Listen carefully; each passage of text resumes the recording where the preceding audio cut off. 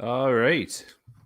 I'm your host, as always, Shaun Doyle. You can follow me on Twitter at Doyle JFtC. We've got a great episode for you this week. I've got Mat Germain, the co-host of the In the Tank podcast. We're going to chat Blue Jays versus Rays, because really that's what the AL East is going to come down to. Anyway, we'll touch on that, of course, plug in some Yankees hate, if you will. But we're going to kind of bend Matt's ear a little bit, may even end up with a bet on the line. We'll talk about that because I've lost to Matt before. It wasn't pleasant, but anyway. So we've got a great episode, and I think we just get right started. You can tell I'm from Nova Scotia. We'll get started here. I'll bring Matt in so he can stop looting our mini bar in the green room. So without further ado, Mat Germain of the In the Tank podcast. Good evening to you. Good evening to you. After some nice weather. Finally. Right. I can't explain it, but spring is in the air. We're watching baseball-ish on TV, sort of, Yep. But it's coming, buddy. It's coming. So I'm, first of all, In the Tank podcast covering the Rays. Now, Matt and I, for those watching at home and listening at home, we've met, sort of quote unquote met years ago when we were both kind of covering the Blue Jays. I've stuck with it, branched out on my own, but Matt, you've branched out and decided that you wanted to cover the Rays. So maybe just give our listeners and our viewers a little bit of a why. So it really got to be pretty simple. Is I had to step away basically from Jay's Journal back at the time in order to complete my training in the Air Force and kind of complete my career thereafter. So the time just wasn't there to keep it, and I couldn't be distracted while I was getting my wings. So when I came back, I had to look at the landscape and decide where I was going to fit in. And the more that I had paid attention during those years as to what Tampa Bay was doing and what they were all about, there was a challenge basically thrown at me when we were at Fansided that the Rays needed somebody to cover them. So I decided to kind of take on the challenge. And from there on, basically fell in love with the way they operate. And so, and with the whole Montreal thing coming into it, because I'm originally from Montreal, it kind of just ended up fitting in. And so whether they stay in Tampa or come to Montreal half and half, I'll be a Rays fan for life from now on, just because I've grown to be to appreciate how they operate and the way they do things. Right. And you were one of the first people I remember speaking to, saying, don't sleep on the Rays. Mm-hmm. They're going to be good. They're going to be good. They're going to be good. And I laughed at you, a bunch. Everybody did. And it resulted in me having to buy you a hat. Mm-hmm. I can't recall the year that was, but somehow the Rays snuck up on everybody except you. So let's maybe, before we even get into things, because we're going to talk about how these two teams kind of stack up a little bit head to head, but let's talk about how the Rays do business, because one thing that Blue Jays fans will hear from their front office is that the Rays are a model organization, and they're trying to model themselves after the Rays with more money, obviously. Even getting somebody from the Rays organization to manage their team in Charlie Montoya. So let's talk a little bit about that. What makes the Rays so good at running their team and consistently putting out a winner? So there's two aspects to that I'll point out that I've grown to appreciate the more I cover them. And the first is that they cover every avenue. Whether you're talking international prospects, whether you're talking about valuing their asset assets properly and getting something in return, regardless of what level, if it's Aaron Sledgers, if it's a high name like Blake Snell, they will get a return at some point when that value versus trade-off fits into what the organization's needs are. So there's no stone left unturned in order to build that kind of winning personality all the way through the affiliates, and that feeds the machine basically. And when you talk to the prospects, and when I've interviewed them, they all say the same thing, and it's never, ever, ever escapes the interview that they actually love going to work every day because everybody there supports each other. They're not there to outdo each other. They're there to boost each other up as they're working up the ladder. And they've told me that that's not the same in every organization. There's guys that have come from other organizations that have said explicitly that, yeah, there's guys that don't want you to do well. They would rather push you down while they step up. And so the feeling that you get throughout the Rays organization, and the reason why so many of their guys are poached, like Charlie Montoya, etc., is because it includes the staff, it includes the managers, the coaches, even the mental coaches. Like the whole machine works together to achieve, to really overachieve as a goal. Right. And I guess overachieve is the right word. When you look at, and I appeared on your show, the In the Tank podcast, and I talked about how, in 2021, here we are, and there are still, the baseball world still works on names, right? Yeah. That name factor. The Rays really don't have it. Right. If you're not paying attention to the Rays and you turn on the TV and your team is facing them, you're going to be like, wait a minute, who's this guy? Who's this guy? Who's this guy? Right. And yeah, I remember going to a game in Tampa Bay and watching them play the Royals, and I knew more Royals players than I did the Rays. They ended up winning that game, of course. So what is it about their ability to get these players that people may or may not have heard of before, but then get the most out of them? That's the real challenge that any team really comes up against, is how do you get the most out of the players that you have without spending $150 million on them? Yeah, the Rays just can't do that yet. They might eventually, but when you see San Diego, you say, oh, maybe the Rays could eventually once they have a stadium. You never know. Anyway, but yeah, in essence, what it comes down to is getting the player to believe in him or herself, and that the plan that they put forward for that individual will actually succeed. So when you listen to Tyler Glasnow speak about how he's improved since he's come over from the Pirates, he was basically told, just go up there and throw at the beginning, and then we'll tinker. Do what it is that you need to do to succeed initially. So I think they concentrated on 2 pitches at first. They didn't even ask him to add a third. They just basically go do what you do best. And so he had some success. And then they built on that. And then they built on that. And now they're basically handing him the reins of the rotation and saying, you're leading us into the fray. And even having guys put in situations where they wouldn't be with other organizations. So we'll get into it. But last year they had 12 closers.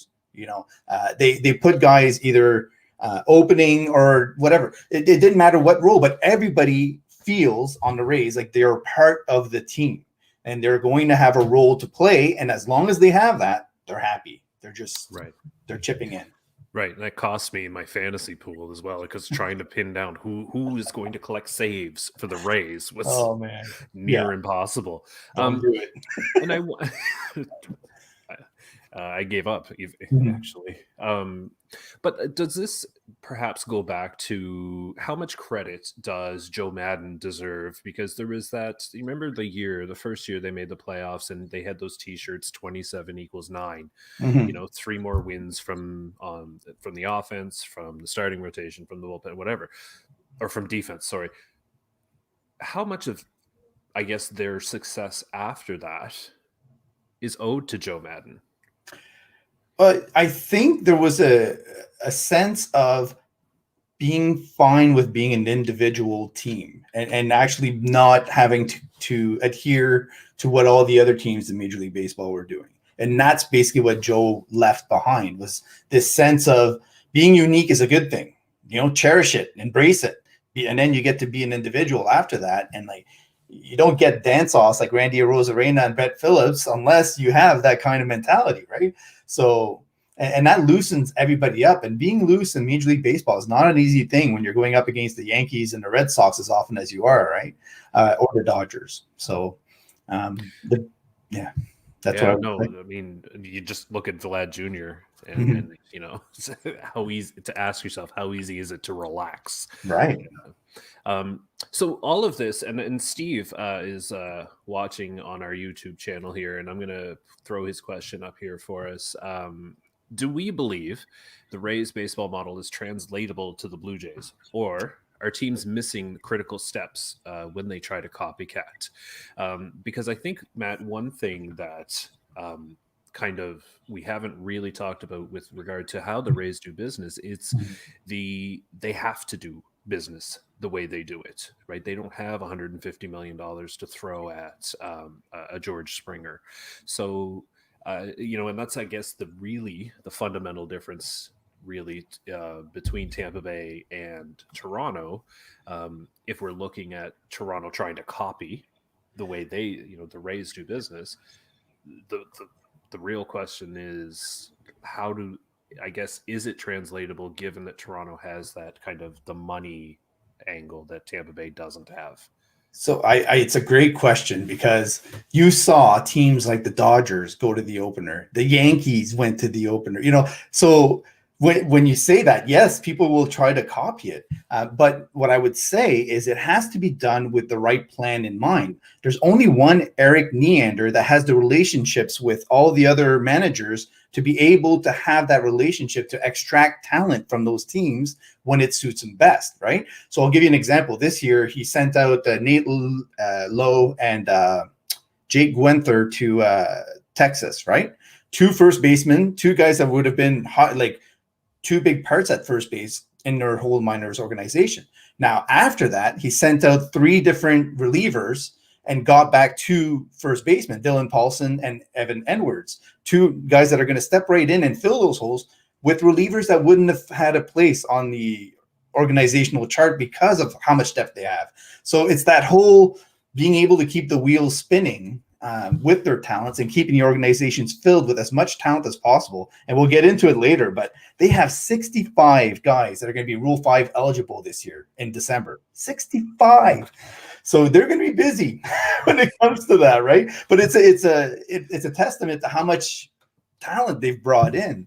It's just ridiculous. Yeah, for sure. And I mean, it's a good problem to have. Yeah. Obviously, it speaks to Toronto is just starting to see this. When you started to worry about that Rule 5 creeping up, it's a good problem to have if you're losing quality during that period, right?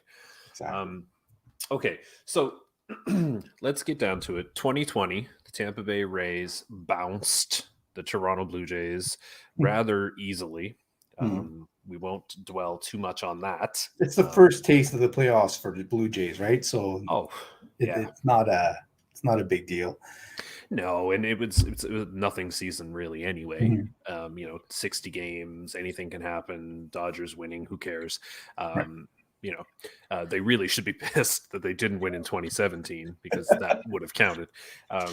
Anyway, but 2020, in your mind, what was the key or some key highlights from the Rays 2020 season? For me, it was the importance of the peripheral guys. So when we talked about, three key guys. So the Rays had 12 pitchers go on IL, 8 of them for the entire season, including their best reliever at the time, which was Jalen Beeks, a guy they had gotten from the Red Sox for Eovaldi. But 8 of them ended up being out for the year. Chaz Rowe, who was really carrying a big load, Andrew Kittredge, Jose Alvarado spent a lot of time on the IL. Even Charlie Morton spent a large chunk of time on the IL as well. So it was all of the guys like Josh Fleming, who was on nobody's list except mine, and ended up coming up and really stepped into a role where his presence on the mound really made him look like a solid veteran. In my eyes, he's like a Mark Buehrle kind. Works fast, hits the strike zone a lot. Nothing flashy, but everything moves. So it works.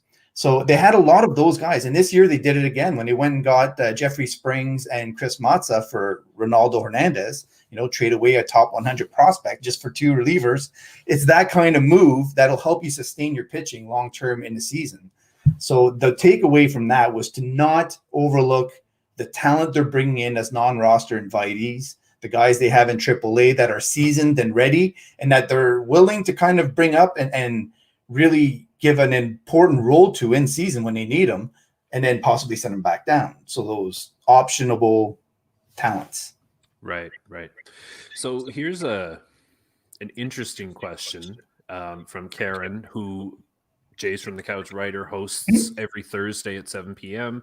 the Sunny Side of the Dome show here on our YouTube channel. But she asks a very good question. Do the Rays make a point of drafting or trading for players with strong fundamentals like defense or base running? Or I guess, do the Rays teach those skills? And one guy, Austin Meadows, is one who I couldn't believe that they got from the Pirates. Wow.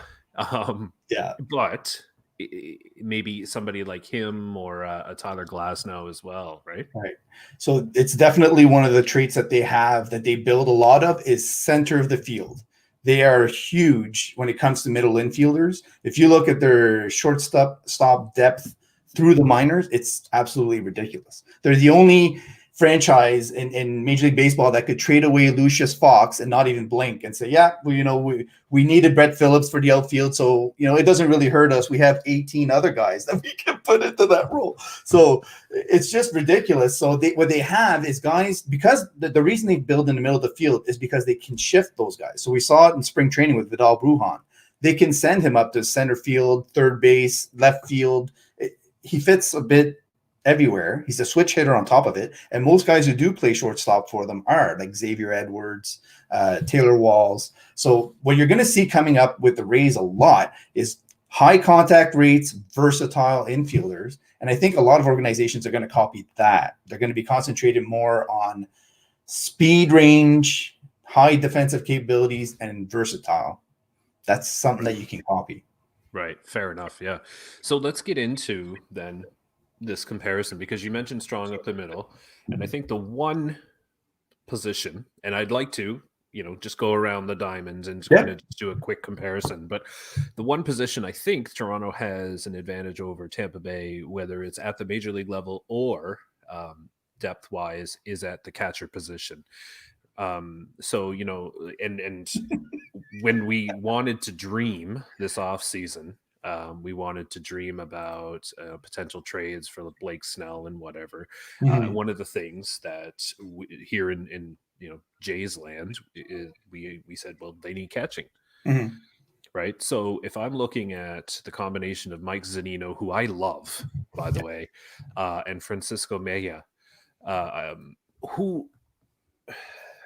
how do you feel they stack up against Danny Jansen, Alejandro Kirk, Reese McGuire? So if the Jays start with Reese McGuire instead of Alejandro Kirk, I give the edge to the Rays. And I'll tell you why, because I've seen it this spring too with Francisco Mejia. His presence at the plate is outstanding compared. And let me just start with this. In 2020, the Rays won 40 of 60 games. And at catcher, they had Michael Perez, who played 38 games and had a WRC plus below the number of games that he played. So he had a 35 WRC plus. That says a lot. That's like having somebody worse than a pitcher, in your lineup consistently. So when you talk about increasing the output of the Rays lineup and having a better turnover and giving Kevin Cash a tool, a switch hitter he can use off the bench or he can use in game, depending on what I think. Francisco Mejia, I think people gave up on him a little bit too quickly, but it's normal in Major League Baseball. It's a weird thing to say, but catchers between the ages of 23 and 27 get left around the league everywhere, and they kind of have to find their place. And then suddenly somebody gives them a shot at the right time, and they tend to find themselves like James McCann, who had to toil for a long time before he broke through, right? Same kind of deal. So I think Francisco Mejia is somebody I'm really excited about because we had such a rough time with Michael Perez in 2020. So I would, like I said, once Alejandro Kirk comes up, then I give you guys the edge a little bit because his bat is outstanding. He's going to be something special. Yeah, and whether or not he starts the year is up in the air at this point. But this may have something to do with it. Karen chimes in that Reese McGuire's weighted runs created plus may actually have been negative. That's awesome. So we'll get our numbers people to check on that, but but that's where we are. But let's go to first base, right? Vlad Jr., Rowdy Tellez. So happy they're putting Vlad there for you guys. It's Oh where you man, like really, they didn't have a choice, Matt. That's how it was gonna go. Man. But let's look at like Ji-Man Choi, who I like. I used to like him. And then one game last year, he switch hit first time ever and hit a home run against Toronto. So now, like, I'm done with that guy. Is he the first base answer, though? I think Mike Brasso is the answer. It's just taking a while for the Rays to actually be comfortable with him hitting off of right-handers. And I don't know if you caught the home run he hit off Kenta Maeda, but that was significant. He actually hit that opposite field. Now, it wasn't deep, but it was off of a right-hander, a really good right-hander, and it was off a really good pitch that he shouldn't have been able to drive that far.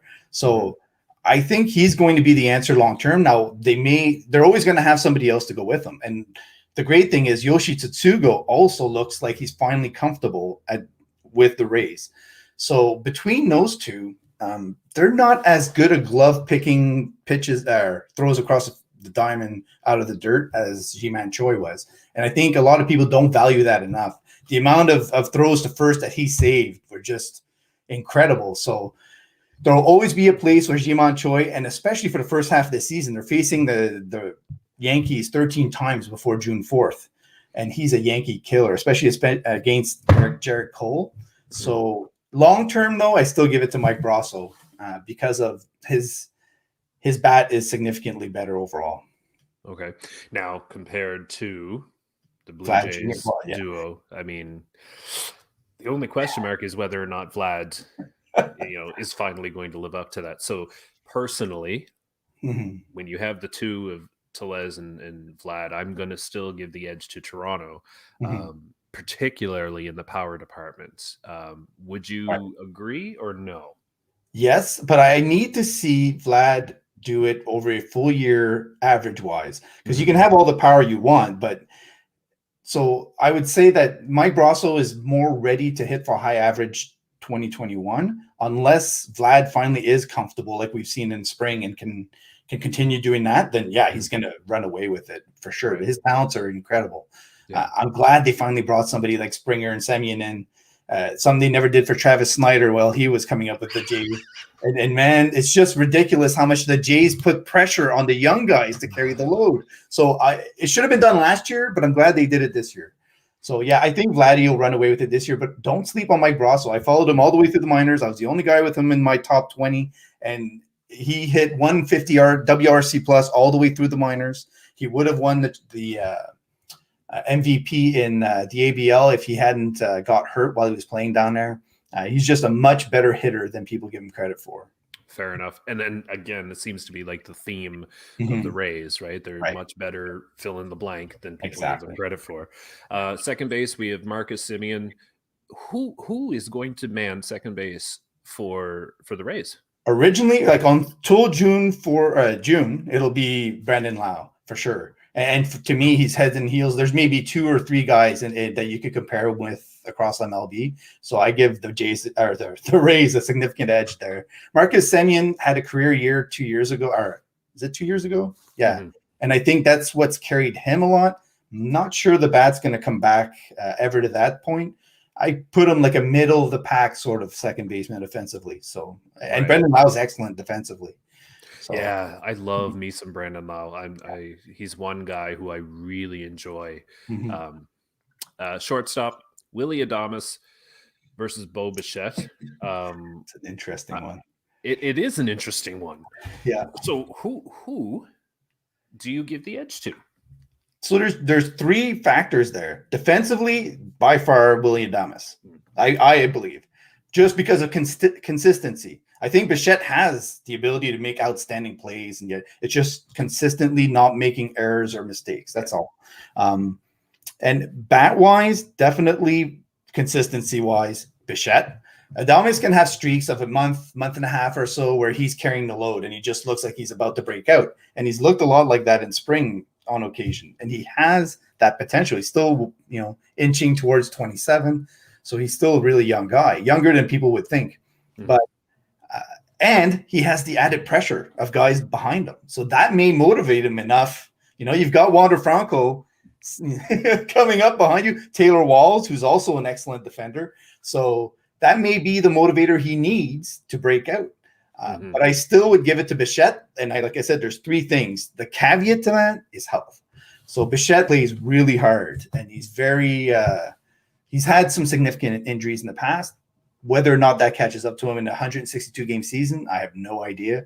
But I would put that as the quote-unquote caveat. But I would give the Jays the edge initially. Right. So I did want to ask you, since we were on the topic, and Steve actually watching at home, the host of the On Feck Circle Tuesdays at 7 on our YouTube channel. Yep. Does Franco move to second base, or does Adames move to second base? And in my mind, it's got to be Adames who moves, right? You're talking about one of the best prospects, well, the best prospect in baseball right now, but one of the best in a long time, and that's saying something. Yeah. The biggest question mark is going to be how Wander Franco looks in AAA or AA as they bring him up, and whether or not they're more comfortable enough with his throws across the diamond from third.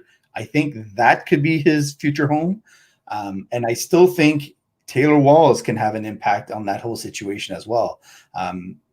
Between those three, they could end up forcing a shift of Brandon Lau to left field, right field, where he looked really good, or first base DH as well when needed. But all of them are going to move around, is my prediction. Willie Adames probably stays at short, though, when he's playing. I just think he's going to sit more often if he's not performing with the bat. If he's performing with the bat and he has that breakout style year, like a Corey Seager-ish kind of thing, then yeah, they'll keep him at short and Franco will start at third base or second. My prediction right now, if I was asked, would be third base, and that you'll see Taylor Walls come in as a utility if needed, if Joey Wendell gets hurt or something like that. Right. So do we see Franco this year? Yes, I think so. He's going to be a Rule 5 eligible in December. He missed a year. He probably would have been up last year if they had a full minor season and he got to put pressure on the organization.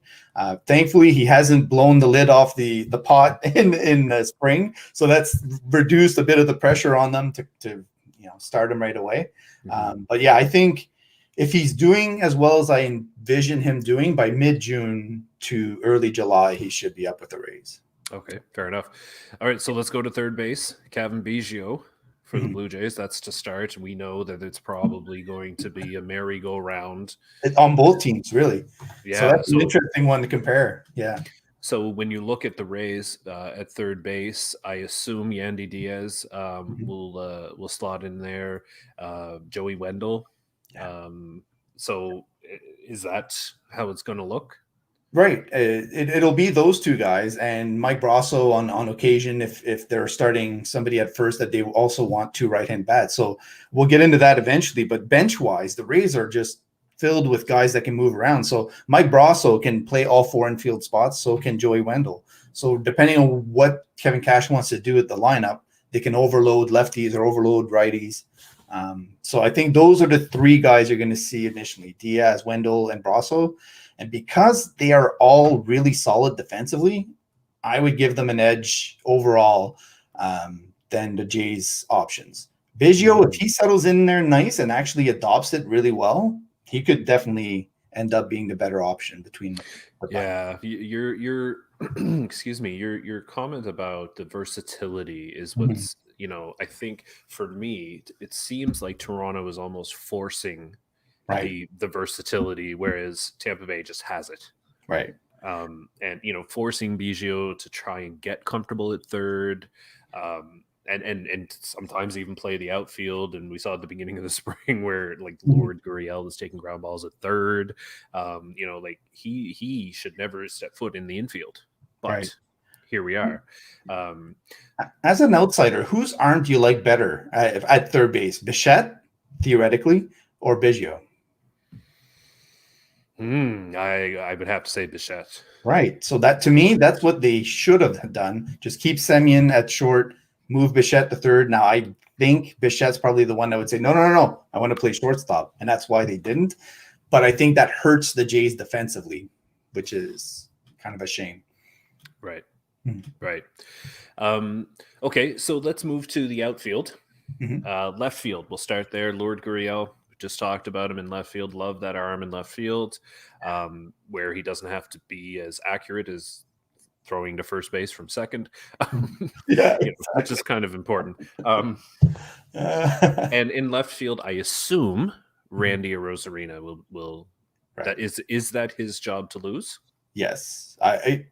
To me, there's only 3 bats that you're going to see almost every night for the Rays, and it's Brandon Lau, Willie Adames, and Randy Arozarena. So that's whether he's in left or right, he'll definitely have a role in the outfield like that for sure. And that's who. It's not a bad comparison between him and Gurriel, because I expect a huge year from Gurriel. I think he'll be your hitting MVP overall. He's unlike Guerrero, who you think could quote unquote break out. I think he's going to have more ups and downs, whereas Gurriel will be just steadily rocketing towards being one of the premier bats in the outfield for sure. So then head to head, I would give the edge to Arozarena simply because of I love his ability to steal a base. Yeah, his speed is electric. Yeah, right. And I love that you use the word electric, because I think that's something, and we saw it in the postseason, the ability to spark, your team. And Gurriel is an excellent player, but that edge, I think, is so important, and I think Arozarena has it in spades. That LA does not mess up that throw to the plate and that tag if he's not a guy that runs with reckless abandon. And that's basically the way that I see Randy Arozarena. He'll make mistakes on the bases for sure. It's one of the things that really irked the Cards a lot. And the reason why they traded him is because they found that he was too erratic with some of those kind of intangibles. The Rays just said, go and run the bases, run wild, my stallion. And right. Yeah. And that's, it's back to what you said earlier. It's go do your thing, and we'll work with it later on, right? So maybe Arozarena learned some discipline and whatever have you, but I love that guy. And I gave up a lot to get him on my fantasy. My fantasy, yeah, for sure. Okay, center field, Kevin Kiermeier versus George Springer. Defensively, it's no question. Offensively, it's also no question, but it's just flipped. Am I correct? Yes. The one caveat I would say is if you saw Manuel Margot play in the playoffs, I think he's going to steal more at bats this year, especially with KK already have tightened hips and the lower back issue. He's going to have, probably a little bit of IL time through the season. And Manuel Margot just seems like what the Rays did is took off the reins. They basically said, go up there and swing as hard as you can. And that happened right before the playoffs, and he took off. His bat just, electrified them. He was the only guy that supported Arozarena steadily through the playoffs. So I think if he has a career year offensively, he's also a top 5-6 defensive center fielders. He could help them out in that aspect. And they've also talked about putting Randy Arozarena in center. They've tried him out there a couple of times in spring, and he has the speed to do it. So if they want to put Brandon Lau in left, Austin Meadows in right, and Randy Arozarena in center, all of a sudden the Rays and lineup is electric at that point. So we'll see if that happens at all. So then in right field, we've got Randall Grichuk / Teoscar Hernandez, however that's going to shake out. And then in right field, you've got Austin Meadows and maybe Margot. It's definitely Margot. That would be, I say that. Joey Wendell and Mike Brasso also got some time in the outfield in 2020. They can play the corners as well. So it could be them on occasion. But Josh Lowe is the only guy that you could see coming up and maybe stealing a spot. The Rays are taking a really long look this spring at Ryan Bolt and Nathan Lukes. Those are 2 prospects that you might see come up eventually and get some playing time. Miles Mastroboni, maybe. But the job goes to Manuel Margot. And when I look at your guys' situation with Hernandez and Tellez at DH, compared to what we have to offer at DH, it's basically Tsutsugo or Diaz or Brasso, depending on the day. So I don't know if I can give either side the edge. The one thing I will say is that Grichuk doesn't seem happy when he gets the DH or isn't in the lineup. It kind of ruffles his feathers, and he always ends up being in the media somehow with a comment. So listen, I get my feathers ruffled every time I watch him strike out. So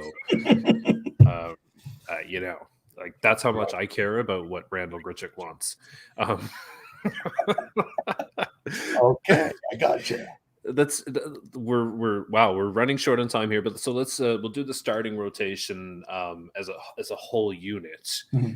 I have to say, especially after Tanner Roark did what he did today against the Yankees, it was not pretty. So I think you're probably going to agree with me, the Rays rotation, even though they've lost Charlie Morton, Blake Snell, I feel like their rotation is going to actually, you know what? Before I even get there, can we even say the Rays have a rotation, or do they use this opener thing?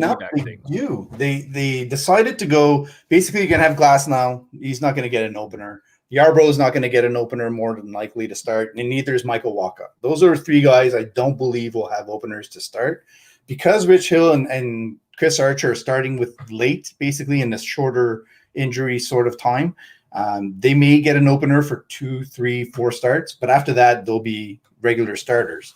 And what will happen is they'll monitor health and innings and when they need to call up the guys from the minors. And that's where the Rays differ from the Jays. Is you have McClanahan, Brendan McKay, Louis Patino, Brent Honeywell, Drew Strotman. You have a lot of guys that are just going to walk in to Major League Baseball and have a lot of success. So I think that's the difference.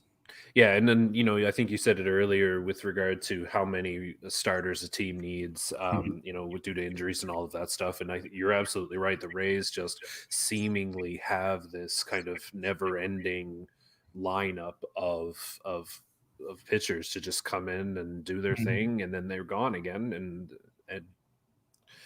from an outsider, you're like, well, who is that guy? Because you may never see him again. Right. But they have this cycle, right? And I think that's where definitely the Rays have an edge.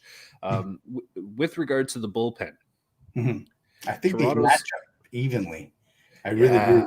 You guys did a good job building that up, and I give kudos to your front office for that, because they've added, like I did a matchup basically between the Rays and the Jays, and they have the same kind of roles all the way down the list. And so when you look at them, you can kind of pair them up and say, oh, this guy's like that guy's like this guy.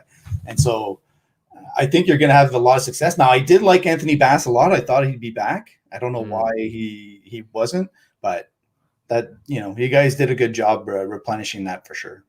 So I believe I agree with you. I think that the bullpens are evenly matched. So then let's look at the manager. Kevin Cash can manage anything. You can throw anything at him. I mean, he had Austin Meadows basically give him below average performance last year. He had 12 pitchers on IL, guys that, like you said, nobody had ever heard of before. And he got them to the last 30 games of the season, 21-9, same as the Dodgers, dominated basically, all the way through the playoffs. Did well against two of the best teams in the Astros and the Yankees. So 2 years in a row in the playoffs, it's hard to not give it to Kevin Cash. Charlie's done a solid job. It's just he doesn't have that seasoning yet that he'll get this year probably. So in your opinion, Karen's good question here, is Charlie Montoya an underrated manager? And that's kind of from Karen's perspective, I'm not speaking for her, but it's kind of a rhetorical question because I already know what her answer is to that question. So I put him in the same category as Dusty Baker. He'll always have that label of being a player's manager, and that's going to quote unquote haunt him, because whenever anything goes wrong, it's hard to be a player's manager and be able to talk appropriately about your players so that you're not criticized by the media and other people. So that's why he gets the brunt of the things that he gets the brunt of. I try to judge just the decisions made in game, and there's some questionable lineup things, but I think in Charlie's case, It's the tools he's been given by the front office. You guys have a very right-handed heavy lineup, a very left-handed heavy bench, and that's not something you can work with easily and make decisions with. Same thing with your pen. You have a lot of right-handers, and that's what they did this year. They brought in a few more left-handers that are really good looking. So hopefully he does a better job this year because of that. And the front office, whether it was this one or the previous one, also gave him young, talented players who think they can take an extra base when they can't, and things like that you can't pin on the manager. Exactly. But all right, so we're down to it now. It's bet time. How do we want this to work? Oh, wait, we forgot one thing. The front office, the mid-season moves. So to me, that's a game changer. I think the Rays are in a position now to actually add significant talent at the deadline. And I think they've learned their lesson from last year where they needed that extra piece and they never went for it. And now they're going to be forced into a situation because of the Rule 5 and all this talent coming up that they're going to need to make some moves. I don't know if the Jays are in that same position. They're kind of hoarding their prospects and they're not really looking to move a lot of those guys. So that could be a difference maker between the two. Yeah, 100%. And I would add too that the Rays front office has this ability. First of all, they have the prospect capital that I think Toronto just doesn't have. So there's that, but they also have this ability to identify talent and then bring it over and have it just explode, right? And that's something that I don't think Toronto has, and whether that's an organizational thing, who knows? But we'll lump it in the front office anyway. So maybe. I think the Rays front office is the smartest in baseball. I think there isn't anybody who would disagree with that. So I think that that edge obviously is as begrudgingly. I think you're right there, because I think Toronto's front office has done a good job. They've done a much better job than what I remember. So they've added a lot more layers. They're just a year away from actually being MLB ready. So like the top 30 prospects for the Rays had 12 of them with an ETA of 2021, including the top 6. The Jays could have that next year as part of their top 30. Yeah, exactly. All right, so it's not going to be the Yankees who win this division. No. When I was on your show, the In the Tank podcast, it's not going to be the Yankees who win this division, because they are just the Yankees. They'll be hurt. Their rotation is riding on fingers crossed. Who's it going to be, though? Is it going to be the Jays or is it going to be the Rays who win this division? So like I said, I think because of the moves the Rays can make and the 6 top 100 prospects that they can call up in season, I give it to the Rays. They can manage so many things in season. There's a lot of things that are going to happen that we can't predict right now, but I have faith that they'll be able to manage those things. So I give it to the Rays, but I think the Jays will be close behind as long as Springer stays healthy. If Springer goes down, I think a lot of that heart, that oomph that they got this offseason is going to go. It's already gone a little bit away with Nate Pearson's injury. If Springer adds to that, then it could end up being close between you guys and the Yankees. But I would give you guys a second. Okay, so here's what we'll do. All right. If the Rays win the division, I will do an entire podcast with a Rays hat on my head. Oh, man, that's awesome. They have to win the division. Yep. But I will do that. I think that magic that they've had over the last few years, I just don't know. And maybe I'm guilty of not paying attention to them again, but I just don't see that magic that they've had where they can surprise a lot of people. So tell me why I'm wrong. Yeah. So what happened to the Nationals when they added Juan Soto? They took off, right? Well, Wander Franco is just as big of an impact player. Now, he's still young, still has things to learn, all that kind of stuff. But then you add Luis Patino, who, in my opinion, is has the talent to be somebody like Pedro Martinez. When I tweeted out in December that if they were to deal Blake Snell to the Padres, I put Luis Patino as the main ingredient guy that they would have to get back, because I think he's somebody that's special that the Rays can get the most out of. And with a bit of seasoning down in AAA, I think he's just going to – between his 99 miles an hour, Shane McClanahan's 101 miles an hour from the left side, and then you have Joe Ryan, Shane Baz, you have Brendan McKay. If Brent Honeywell is healthy, good.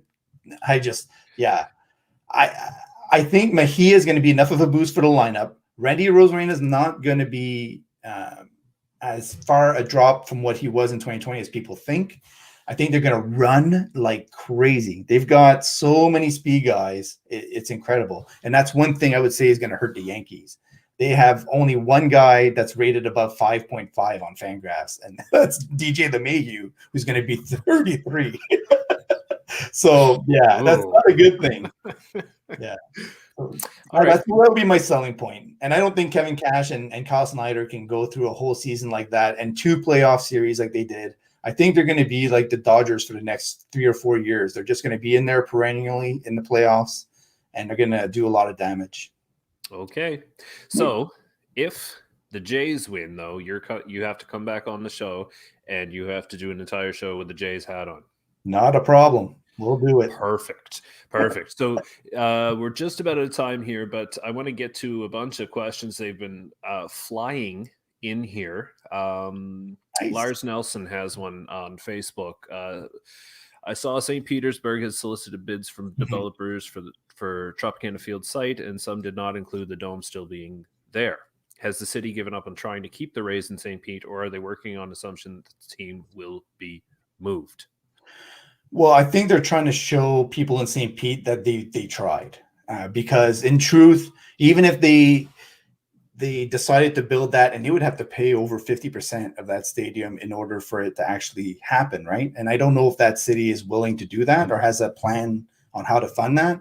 But the other part of it is that it still doesn't fix the corporate support. So the Rays right now are in a bind because they only get 30% of their support from corporations, 70% from fans. And you know how few fans go there. So that tells you a little bit of the lack of corporate support. That's why they were trying to go to Ybor and to Tampa. And I think that's still the plan. That's still what's going to happen. They're just trying to force the hand. What happened the last time is they said, or Stu Sternberg was quoted as saying, I wish I would have been harder on city councils when I was trying to push the Ybor thing. And they really got closer than people think to it happening. So it wasn't like the margin was that huge. It just was, they weren't willing to pay enough of a chunk of the stadium for it to be worthwhile for them. So if you look at the way the Padres funded Petco, that's what should be used in Tampa. It's just the councilors in the city aren't willing to pick up that tab. So They're trying to force the hand. I think the Montreal-Tampa thing has financial merit. I just think the red tape would be too significant for it to actually happen. Fair. Another one here from Lars. Do the Rays still need to move salary? And are they on the union's hit list for not spending money? Well, I think COVID-19 kind of helped them a lot on that front, where they can use that as escape for anything. But if you look at 2020, they're actually going to be one of the few teams that can spend money because they got to the World Series, number one. They are only at 63 million right now with commitments, and they usually spend about 75 million. So when you look at the amount of fans that they're planning to have in the stadium, they're planning around 9,000 to start, and that'll increase over time. So when you look at what their attendance normally is, it's not that far off from that. So they could have anywhere from 10 to 15 million to spend in season. So I don't think they have to cut any salary at all. Yeah, and I don't think that the Rays are any more guilty of not spending money than a lot of other teams this past offseason. They're living within their budget. That's basically what they're doing. That's the income stream they have to work with, and they spend it every year. They haven't tanked. So you can give them that. There's something. Yeah. You know? There was one more here. Oh, yes. Keith Duncan watching on YouTube. When can I take Franco in my fantasy draft? Well, it depends on what kind of fantasy league that you're playing in, but ASAP is what most people are doing. I've seen him get drafted as high as 4th overall. So, wow. Yeah, some people are really, really, really believing. And I think, I don't think 2021 is where he's going to light it up. I think 2022 is where he's going to light it up, but I think he's going to be a high contact rate player right away. So he's going to get a lot of hits, a lot of doubles, some home runs. So it depends on what kind of league you're in. If you're in a long-term league, grab him as much as possible, spend the capital to get him. But if you're in a yearly league, then yeah, you might, select them in the 16 to 20 range among shortstops. Right. So depends on what your positional kind of rules play out too. That has an impact. I'm in a couple leagues, and my second one is you draft a guy and you keep him forever until you trade him. Right. So that's awesome. I tore the team down and I got him. That was awesome. I didn't even care because you keep him forever. Why wouldn't you? Right? That's a crazy rule. Yeah. Yeah. So last question. One of our writers, Steve Fichetti, on his show, the On-Fec Circle, he mentioned an idea about the Blue Jays not being able to play in Toronto to start the season. And then, of course, playing in Dunedin, it's not a major league stadium. And, all jokes aside, technically, Tropicana Field is a major league stadium. So how feasible do you see it that these two teams are able to maybe share Tropicana Field? And I think Steve, when he looked at it, they've got one conflict, and it's in May for the first 2.5, maybe a couple months of the season anyway. So how feasible do you think in your mind would that be to have two major league teams playing out of Tropicana Field? Well, it would depend a lot. I think you would have to include the city of St. Petersburg then, and how the profits are shared between the three. I think that's the hard part, is that it's clear and easy to separate the concessions and the parking and yada, yada, yada when you're in another stadium that's not tied to another major league team. So I think the administrative aspect of it would be really hard to navigate. If Major League Baseball is willing to allow it, it would be perfect, because the games aren't getting canceled in the Trop, and playing at that field, even in the early season, like in Dunedin, it's going to get hot. It's going to get hotter. And yeah, the dimensions are just going to skew things a lot for how the team is built. So yeah, I could see something like that working out.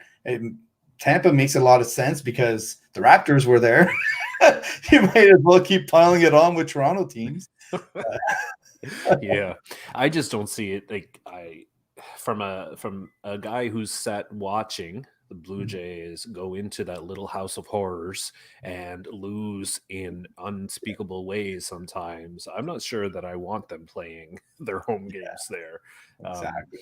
So anyway, we've almost an hour here, Matt, and I didn't expect it to be that long, but thank you for joining me again. Not a problem.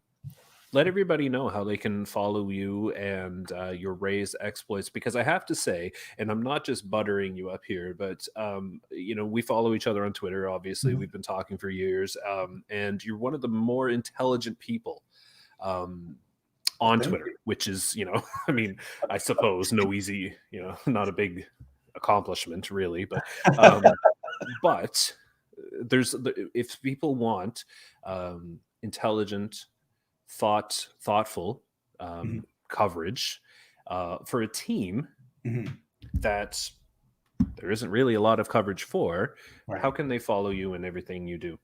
So it's at Mat _Germain_ on Twitter. And pretty much if you read up on any Rays stuff, I'm usually commenting somewhere in those links.